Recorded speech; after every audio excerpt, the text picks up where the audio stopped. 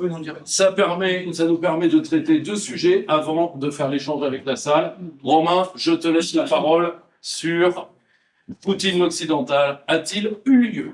Alors, oui, donc le sujet que je vais traiter aujourd'hui est un sujet un peu périphérique du sujet Russie-Ukraine qui a été traité dans l'édition précédente du Poutine par lui-même, qui traitait plus spécifiquement de la relation russo-ukrainienne. Le livre, en fait, traite de la période 2000-2001, qui est une période que l'on décrit très souvent chez les observateurs spécialistes en tout et sachant pas grand-chose, qui vous explique qu'il y a eu plusieurs Poutines et que dans ces plusieurs Poutines qui ont existé, il y avait... Alors surtout, en fait, les LR qui ont été très amis de la Russie et qui maintenant daubent en permanence dessus, vous explique qu'en fait, il y a eu plusieurs Poutines et que dans ces Poutines, il y en a eu un qui était très bien.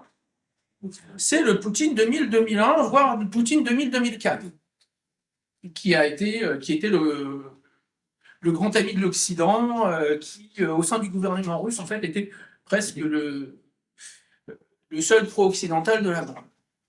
Alors, dans ce livre, vous verrez que la réalité est beaucoup plus nuancée que cela. Pour donner un exemple, Vladimir Poutine va être le premier chef d'État russe depuis Brejnev à faire un voyage officiel en Corée du Nord. Boris Yeltsin Boris Yeltsin, suivant la politique de son premier ministre des Affaires étrangères, Andrei Kozyrev, qui disait la Russie n'a plus d'intérêt national, elle n'a plus que les droits de l'homme et la démocratie. Avait interdit toute relation avec la Corée du Nord. D'ailleurs, à l'époque, il n'y avait pas d'ambassadeur russe à Pyongyang. On avait mis les relations vraiment au minimum. Sous Vladimir Poutine, eh bien, on va de nouveau accréditer un ambassadeur de Corée du Nord en Russie, on va de nouveau accréditer un ambassadeur de plein exercice à Pyongyang, et Vladimir Poutine fait un déplacement à Pyongyang. Dans le premier semestre de l'année 2001, ça doit être vers le mois de mars-avril de mémoire.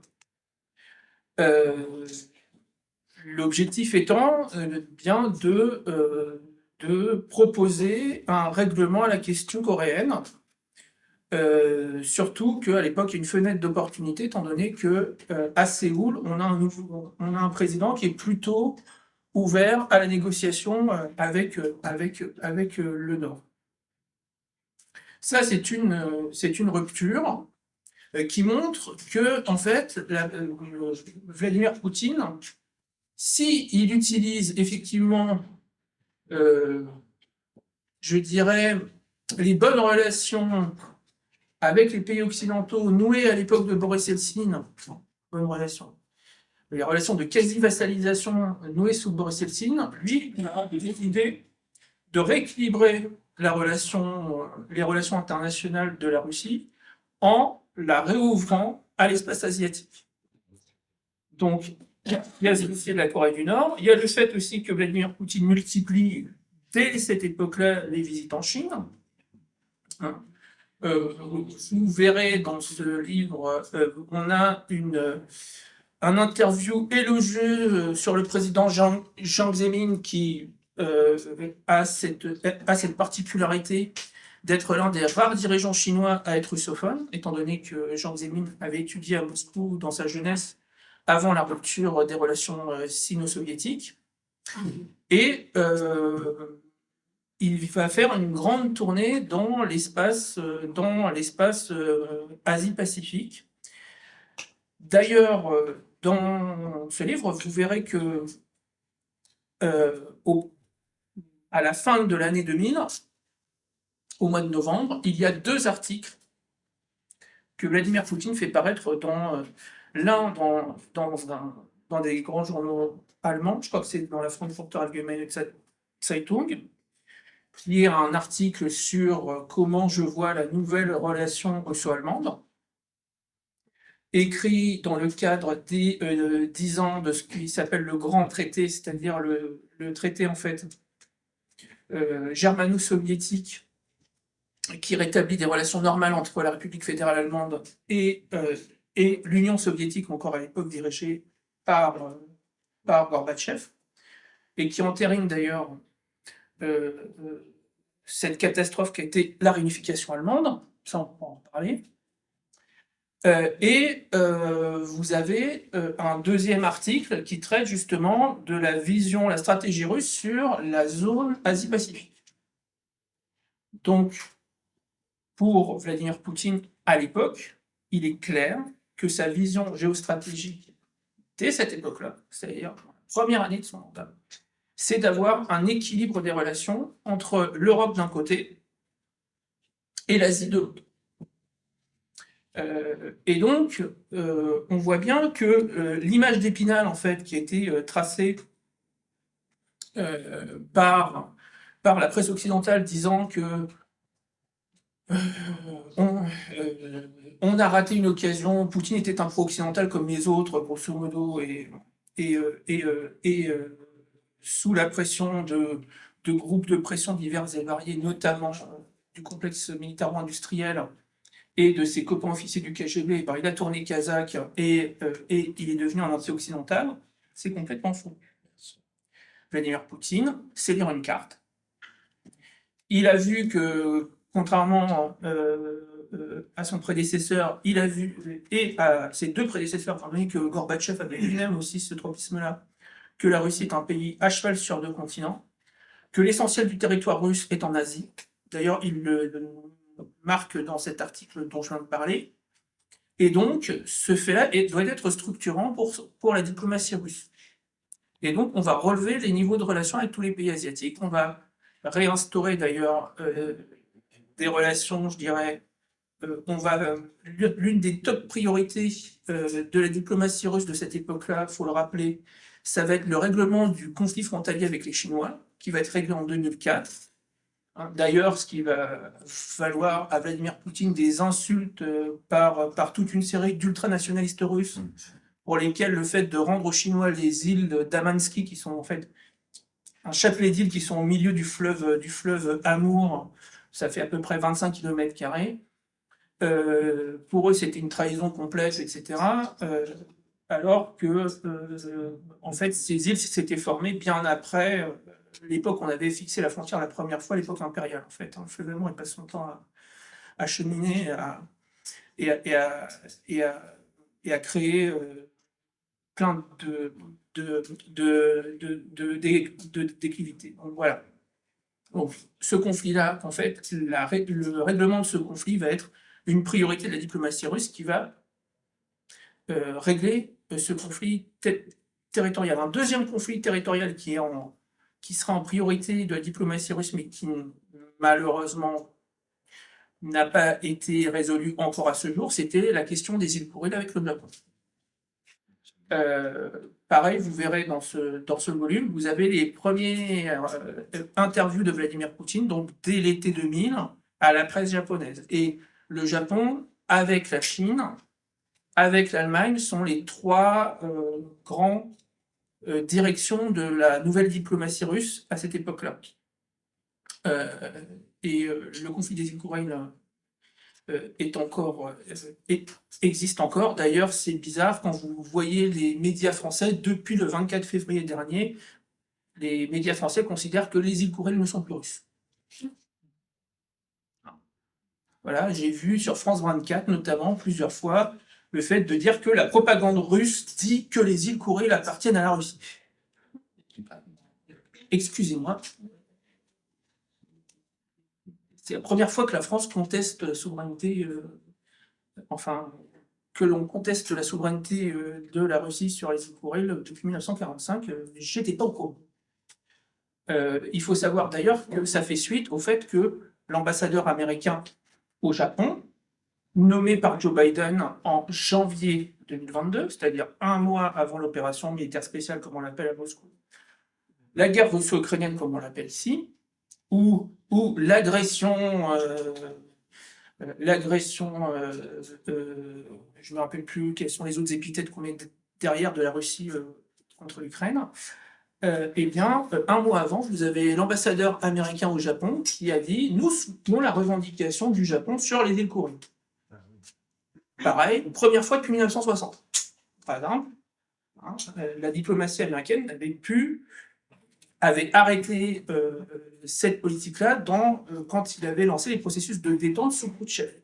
Et bien là, l'ambassadeur américain, sur instruction de Washington, parce que je ne vois pas autrement, eh bien, avait affirmé que les États-Unis soutenaient les revendications du Japon sur les îles Kuriles. Rappelons enfin que ce qui est bizarre, c'est que quel est le pays, d'après vous, qui a réagi à cette déclaration avant même les Russes? La Chine. La Chine a réagi 30 minutes avant les Russes sur les questions et a dit que c'était inacceptable.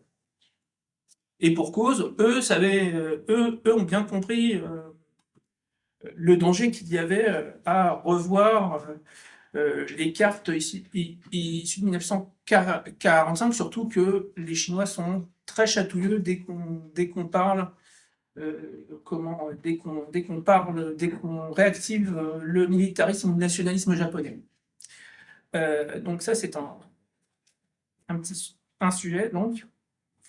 Et à l'époque, on va revenir à cette époque de 2001, effectivement, Vladimir Poutine, par contre, va utiliser l'expérience occidentale, le savoir-faire occidental sur un certain nombre de choses, notamment sur les réformes économiques. À l'époque, la Russie a encore 60% du droit russe et du droit dérivé, enfin, et du droit soviétique, encore à cette époque. D'ailleurs, beaucoup de législations, en fait, ne sont pas mises en conformité avec la nouvelle nature du système socio-économique de la Russie, qui est l'économie de marché et le capitalisme.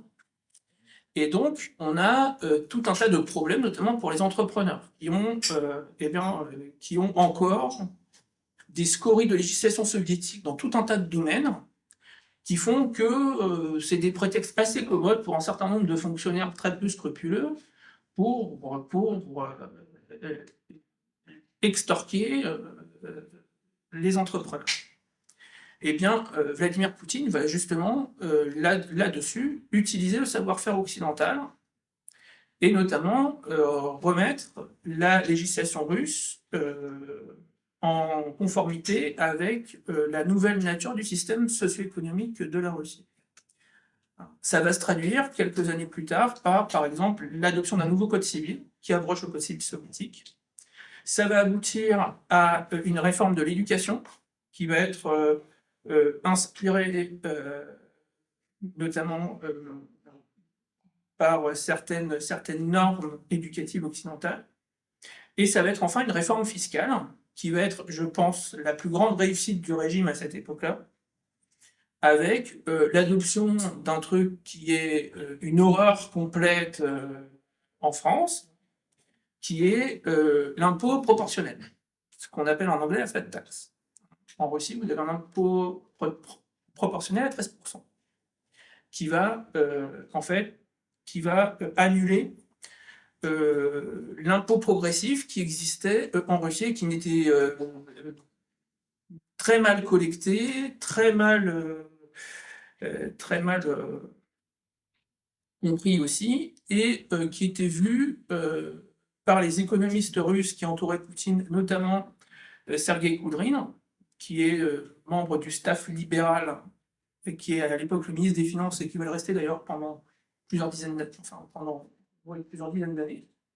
Eh bien, on va faire un impôt simple à base large, flat tax à 13%, et ça va avoir des effets considérables, étant donné que la part de PIB fiscalisé en Russie, prenez le PIB, prenez les recettes, vous faites la différence. Eh ben, la part de PIB fiscalisé en Russie va passer de 20% à peu près, à quelque chose près, à 40%. Ça va doubler. Parce qu'on a un impôt simple qui qui évite toutes les stratégies d'évitement fiscal, sans niche, et qui est compris par les entrepreneurs et par la population. Et donc, ça va entraîner un boom des recettes fiscales dans le budget russe. Et vous avez une deuxième chose aussi, c'est qu'on va mettre de l'ordre dans toutes les taxes. En fait, à l'époque où Boris Yeltsin était au pouvoir, en fait, on n'avait pas enlevé tout un tas de taxes issues de l'époque soviétique qui étaient autant d'incitation à la corruption, pour être clair. On va en supprimer énormément à l'époque pour tout concentrer sur la TVA et les droits de douane. Et les droits de douane vont être simplifiés. On va diminuer le nombre de positions dans le tarif des douanes de près d'un tiers à l'époque. Donc, tout cela, en fait, toutes ces réformes sont des réformes d'inspiration occidentale. C'est vous qui voulez instaurer ça. Et il n'a jamais réussi. Et donc, si Vladimir Poutine en fait, est occidental, c'est dans la gestion en fait, de l'économie qu'il va être, plus que dans sa diplomatie. Enfin, et je vais terminer là, je ne vais pas être trop long. Il y a une question à l'époque qui va être centrale en fait dans cette époque-là, c'est la question des symboles nationaux. Alors, on quitte la région de la politique étrangère, mais c'est une question ultra importante qui fait l'objet.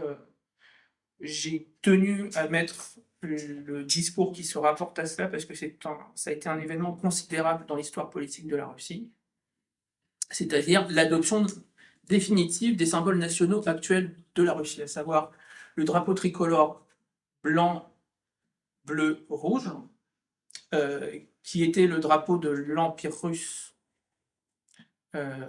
avant la révolution de février 17. Et vous avez l'adoption des armoiries, bien sûr, avec l'aigle bicéphale issu lui aussi de l'Empire. Et enfin, deux autres choses, l'hymne, où on réinstaure la mélodie de l'hymne soviétique d'Alexandrov, mais on en change les paroles. Et enfin, le drapeau des forces armées, où on remet le drapeau rouge avec l'aigle bicéphale au milieu, mais les étoiles rouges qui rappellent l'armée rouge dans les coins. C'est ça. L'idée de Vladimir Poutine à l'époque, et c'est une chose d'ailleurs que quand on regarde à partir de quand on commence à voir les commentaires dans la presse occidentale se durcir sur la question, c'est justement à cette époque-là. Pourquoi? Parce que Vladimir Poutine va mettre une fin définitive à la guerre civile mémorielle qui divisait les Russes entre 90 et 2000. C'est-à-dire, vous aviez par exemple des unités de l'armée russe dans lesquelles on avait encore le drapeau soviétique sur la caserne. Vous aviez à l'époque encore des gouverneurs communistes qui ne mettaient pas le drapeau russe, mais qui mettaient le drapeau soviétique ou le drapeau de la RSFSR, la République socialiste fédérative soviétique de Russie, sur leurs bâtiments publics. Vous aviez l'hymne national n'était chanté par presque personne, étant donné qu'en plus c'était un hymne, à l'époque c'était Dieu bénisse le tsar, mais sans les paroles. Et vous aviez et vraiment la symbolique faisait l'objet de batailles politiques permanentes en Russie. Actuellement, et donc ce partage en fait, cette réconciliation nationale autour des symboles nationaux a été quelque chose de fondamental dans le règlement, dans la stabilisation de la société russe. Et d'ailleurs, ça a été le premier retournement des libéraux pro-occidentaux contre Poutine arrive à cette époque-là. Boris Nemtsov, par exemple, fait un article incendiaire dans le journal Commerçant pour dénoncer le retour des symboles du totalitarisme, blablabla, blablabla. Vous avez des intellectuels pro-occidentaux qui font aussi des tonnes d'articles contre ces décisions-là. Mais en fait, quand vous regardez les sondages, c'est 90% de la société russe qui va les plébisciter, y compris les électeurs communistes, y compris les dirigeants communistes du Parti communiste russe vont adopter ces nouveaux symboles. Et vous n'avez plus aujourd'hui de contestation des symboles nationaux. Pourquoi? Parce que chacun s'est senti respecté dans les choix qui ont été faits. Et ça, c'est important parce que c'est pas ce qui s'est passé en Ukraine. Ouais. Je pense qu'on pourrait en reparler. Et en France. Et ni en France, hein, où on a considéré qu'un camp a gagné contre l'autre au XIXe siècle. Mais l'idée de Vladimir Poutine, c'est de dire que l'histoire russe est un tout, et que dans cette petite histoire russe, il n'y a pas de vainqueur, il n'y a pas de vaincu. Il y a eu des catastrophes sous toutes les époques, il y a eu des mauvaises décisions sous toutes les époques. On peut considérer, chacun des camps peut considérer qu'il y a eu des crimes faits par le camp d'en face, et il faut dépasser cela et unir la société autour de symboles qui fassent le consensus le plus large possible. Et c'est ce qui a été fait. Donc voilà, pour moi, c'est un des chapitres importants de ce livre, parce que le discours qui est pas très long est très dense en matière de références historiques et en matière de discours unificateur sur ce qu'est la nation russe. Enfin,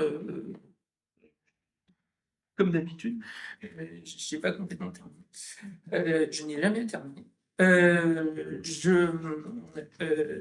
Un troisième moment important, c'est la question de la Tchétchénie, qui commence à être réglée à cette époque-là. Il faut savoir que Vladimir Poutine, pareil, là, va prendre une décision qui va un peu déconcerter l'appareil d'État russe, étant donné qu'on va choisir pour diriger la Tchétchénie à cette époque-là un certain Ahmad Radji Kadyrov, donc, qui est le grand moufti de la Tchétchénie, un leader religieux respecté, mais qui surtout était l'un des 3 chefs indépendantistes qui a fait la guerre contre les Russes pendant la première guerre de Tchétchénie, de 94 à 96. Et qui est l'un des représentants des clans tchétchènes du sud du pays, qui sont des clans habituellement opposés aux Russes. Ça va poser des problèmes, cette décision-là, que Poutine impose à ses militaires, qui ne sont pas contents du tout. Voilà, tout parallèle avec une situation actuelle ne serait que fortuite, mais à l'époque, notamment, certains généraux, comme le général Chamanov ou Kazantsev, vont se prononcer contre cette décision dans la presse. Ce qui va être assez mal pris, mais... Et Vladimir Poutine va maintenir sa décision de mettre Ahmad Kadyrov au pouvoir, alors que les militaires préféraient les gens du nord de la Tchétchénie, qui sont des tribus habituellement loyalistes vis-à-vis du pouvoir russe, notamment parce qu'elles sont interpénétrées avec les Cosaques du Terek, qui sont aussi dans cette région.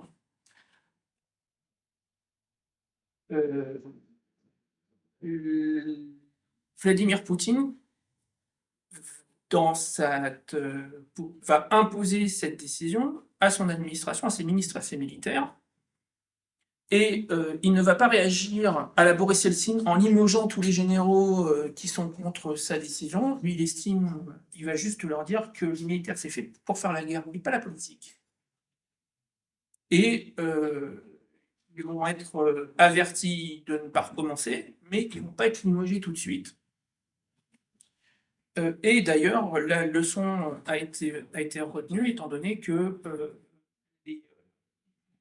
les contestations ne vont plus s'exprimer ensuite. Résultat aujourd'hui d'ailleurs de cette politique, vous le voyez, la Tchétchénie est actuellement la région la moins criminogène de Russie.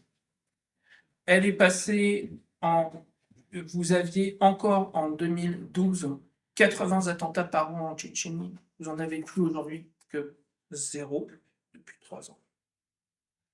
Et la Tchétchénie est la région qui, actuellement, proportionnellement à sa population, donne le plus de militaires à l'armée russe.